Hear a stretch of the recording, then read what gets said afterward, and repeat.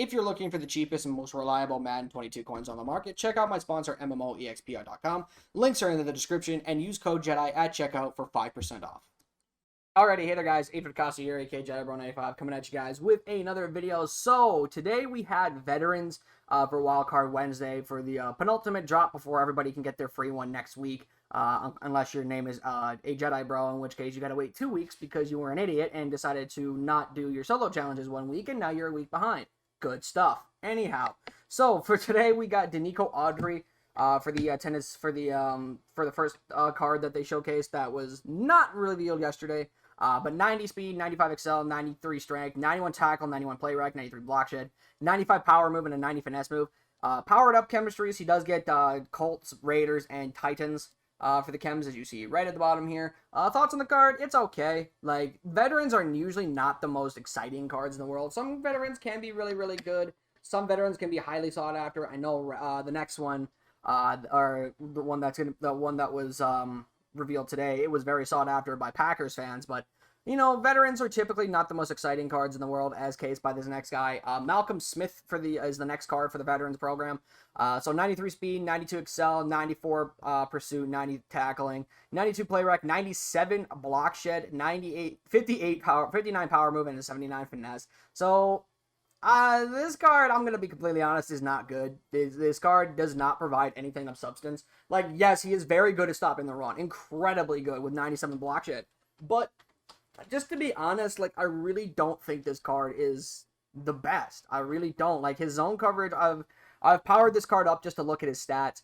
And also to see if he does get any secondary positions. Which, spoilers, he does. He does get both outside and middle linebacker for a secondary position. And yeah, you can throw Lurker on him, but I just personally, for me, I would rather have somebody else at my left outside linebacker, like Jadeveon Clowney, who can pass rush, but also can play the run.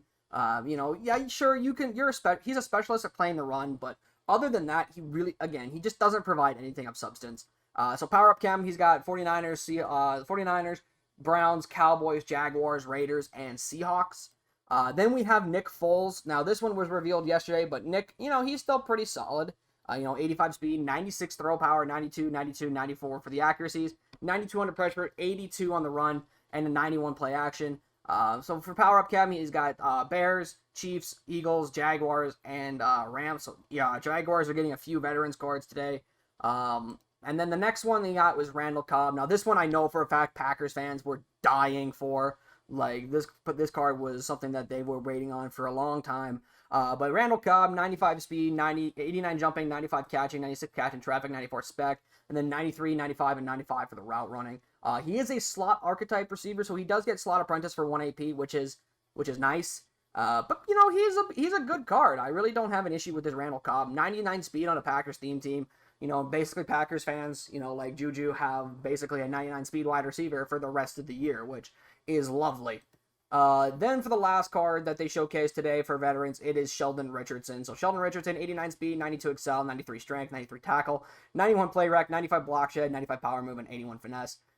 You know, he's okay. I actually have him on the team right now. He actually is playing he's actually gonna be my end cat as of the recording of this video. You know, I was thinking of having it be Golden Tate, for myself, but, you know, I'm gonna pick Sheldon Richardson because we don't need wide receivers. I already sold off Doug Baldwin, and yeah, sure, I have Golden Tate in the lineup because I do want to try a slot apprentice receiver and see if we can try a slot receiver, see if I can get a slot apprentice, which is nice, but, you know, he's only 97 speed, which is okay, not the best, but for a slot receiver, I think that's fine. But Sheldon Richardson, you know, he's also okay. Like, you know, again, just like with regular veterans cards, they're not usually the best cards. They're just fillers for theme teams. You know, they can be a player on your theme team, but that's about it. But, you know, powered up chems, he gets Browns, Jets, Hawks, and Vikings. So that being said, guys, that's going to do it for the veterans. There is something else I do want to showcase and talk to you guys about that did make its way around in the community today. I don't know if everyone talked about it, but just give me 1 second here. Okay, so I did end up finding it. It is this deep dive into the game's coding by mutleaks. So here is the whole thing right here. I'll link the tweet into the description below. So in case you guys do want to see it, here is the deep dive thing here. But we'll go through it. So for the coaching adjustment, so this one is the coaching adjustment deep dive. So basically, it's when you change up your coaching adjustments. Here's what you can expect with those changes. In other words, there's a bunch of these things. There's like a 25-page article or 25-page what's the word I'm looking for? Document. Now I'm not gonna read it all, obviously, for the sake of time.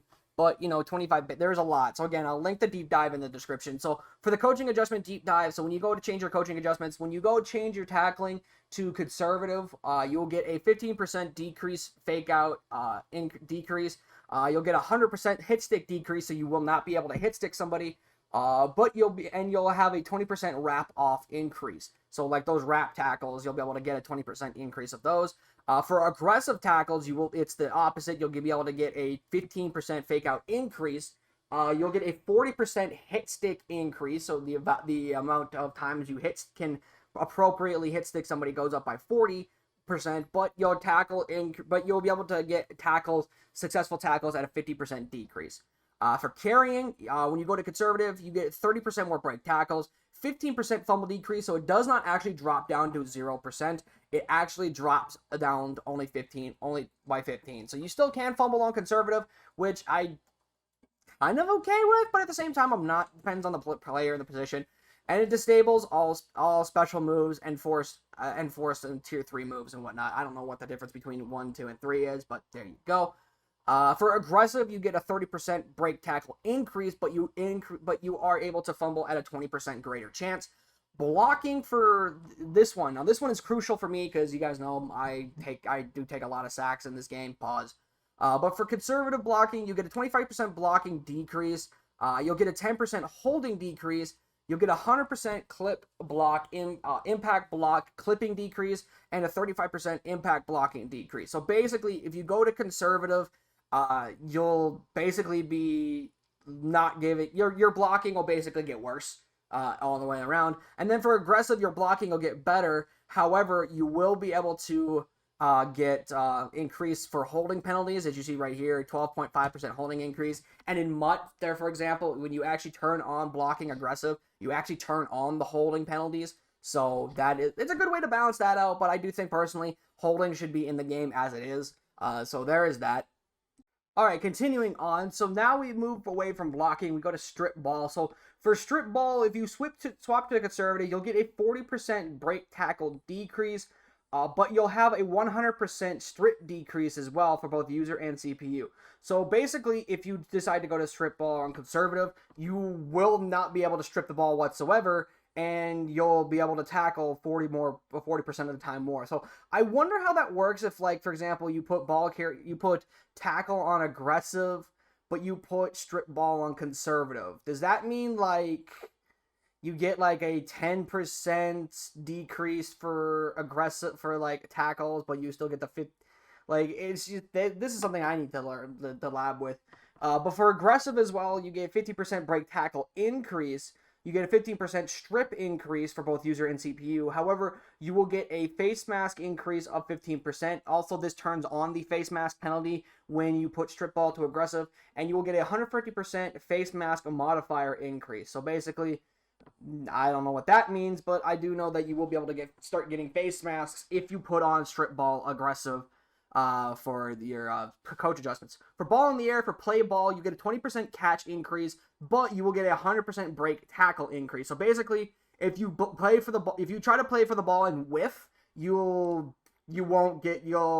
opponent's gonna break the tackle. So, and basically, in a situation like deep downfield, if you're trying to play the ball and you whiff on it and the person catches it, well, they're gone. So it is what it is with that. Play man, you'll get a 30% catch decrease, but you'll also get a 35% break tackle decrease as well. For option, for the option defense, for like read options and whatnot. For aggressive, you'll get 100% increase in zone distance and spy blitz whatever. And then passive is 50% reduction in zone distance. So there is what it is with that. So next we move on to traits deep dive.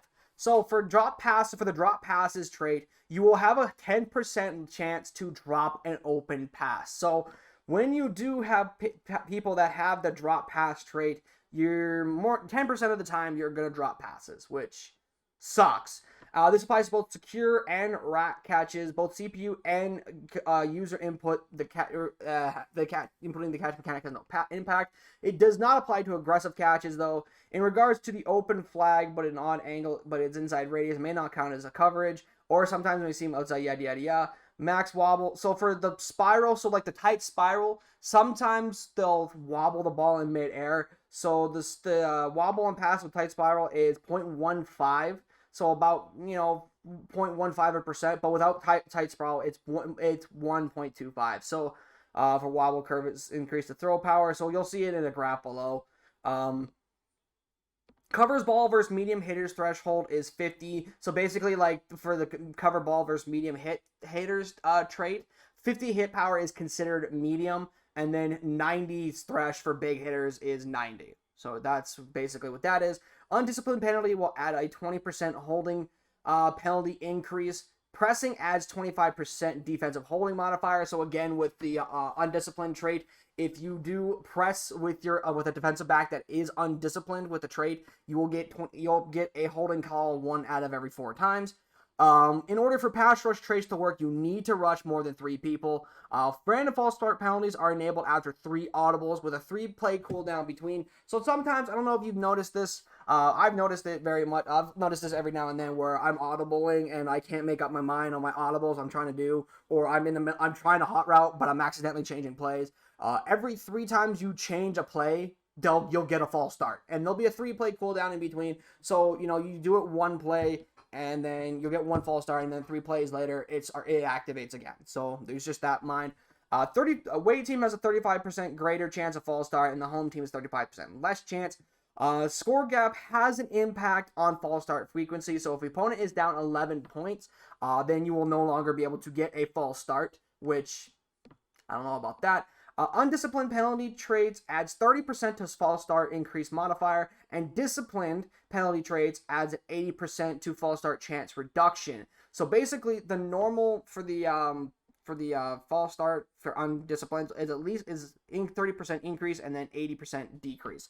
Undisciplined penalty traits adds 30% to defensive holding with holding chance increase modifier, and the discipline adds 90% defensive holding chance decrease. So basically, with undisciplined, you get 30% extra holding penalties, and discipline, you basically will never get a holding penalty.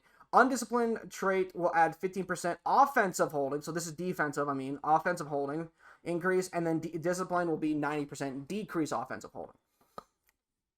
Undisciplined trait adds 45% face mask increase, while undisciplined adds 60% face mask decrease. So this works in with the coaching adjustments mainly. Like for example, the strip ball. So if you're trying to strip the ball with somebody, say you put your strip ball on aggressive, well, you'll get a 15% face mask increase. Plus, if you have somebody that has the undisciplined trait, you'll get an extra 45%. So if you got somebody a bare minimum, you're gonna get a face mask 60% of the time. So that's a bit of annoying. Fake snap has 100% max chance of causing people to jump the first time, then 60% on the second, and 30% on the third per play. Once you utilize the fake snap mechanic more than 12 times a game, an additional 15% reduction is applied across the board. So basically, if you try to fake snap more than 12 times a game, after that, you will get only a 85% chance, and then a 45, and then a 15 for that. So for the strip ball, have strip ball traits lands a 5% strip bonus. Not having the strip ball trait adds a 5% flat strip reduction.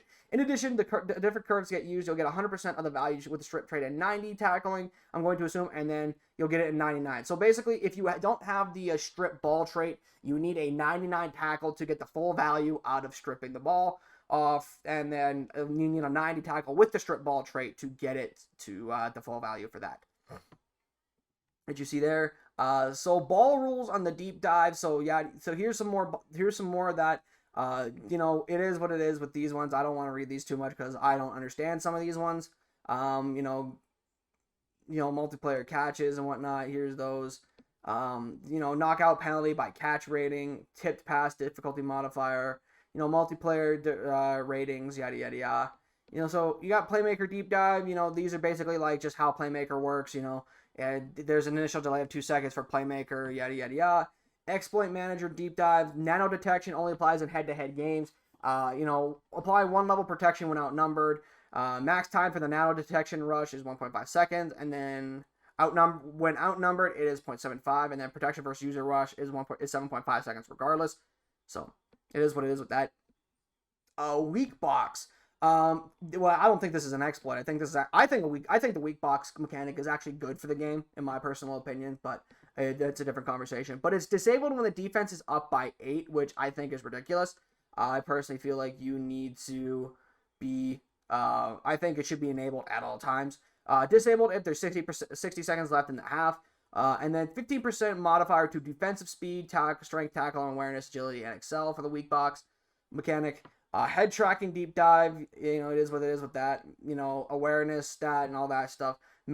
Passing deep dive. So for these, there's an accuracy penalty for listing on throwing type. So if you go more than 20 yards downfield, there could potentially be a inaccurate pass. Where for lob it is 33%. Throwing off back foot applies throw power penalty of 33%. I don't think that's true. People can throw off their back foot all they fucking want, and it doesn't matter. It is what it is with that. For accuracies, yada, yada, yada. So shovel passes. Threshold. So these are the thresholds you need for the accuracies to be perfectly accurate. So it's 80, 85, and 90 if I'm correct. For the precision, this is for precision passing if I'm not mistaking. Throw on the run, there is a minimum power penalty of 15% and a maximum of 65%. Yada, yada, yada, stuff like that nature. Pass distance by throw power. So basically, from this, if you have 99 throw power, your max throwing distance is 70 yards. And if you have, like, say, a 75 throw power, you're looking at about a 54 to a 55 max throw distance for yards. Throw accuracies by rating. So, if you have a 99 accuracy, well, you're going to be accurate 99% of the time. However, if you have a 50 accuracy, you're going to be only accurate about 30% of the time. So for the radio accuracy, so 75% at 65% total accuracy, 85% at 70, 88 at 75, yada, yada, yada. 99% is 90 at 99. Throw on the run, 60 below or throw. If you have a below a 60 throw on the run, you will never make a throw on the run ever. And then it scales down to a 70% penalty on throw on the run. So basically, if you have a 99% throw on the run, it's only going to be bad about 70% of the time, which I think that's a little weird. Throw under pressure. So again, if you have 60 throw under pressure, you're never going to complete a pass under pressure. And then, it is what it is with that. So then, pressure, the higher you throw under pressure, the more likely it's going to be accurate, which is to make sense because obviously, the better you are resisting pressure and getting the ball on target, the better, right? So 99%, it's about less than half your passes. This even says the 45% here. So say we have like an 80, say we have like an 82, 81. Well, it's going to be, you're going to get pressure. You're going to have inaccurate passes about 70% of the time. So at that point, I would recommend trying out the Fearless ability. If you like to throw, if you're just a pocket passer, but I will link this in the description, guys. Go check this out. Go read it for yourself. This is a great read if you are a Madden person or you just are somebody that wants to know how this game works in terms of like modifiers and all that shit. But that's gonna do it for the video, guys. Before I go, actually, let me showcase to you guys the LTD because I know for a fact I did forget to do that. For the LTD this week, the first one, it's going to be Amani. I'm not going to try and pronounce his last name, so it is what it is, but he's a pretty good card. Now, the only thing I have to say is I thought this card actually just got a card with the Team of the Week a couple of weeks ago. Am I tripping, or is it the same guy? I don't know, but whatever. The Lions get another cornerback, which, the Lions definitely needed corners, if I'm not mistaken. I don't know. I'll probably do another re-ranking of theme teams later on this week, maybe even next week. Now that we have Team of the Year and we're finally back to full content and all that shit. So that being said, guys, that's the end of the video. Hope you guys did enjoy. Hit the like button if you guys did, and subscribe if you guys are new. And I'll see you guys in the next video. I'm out. Peace.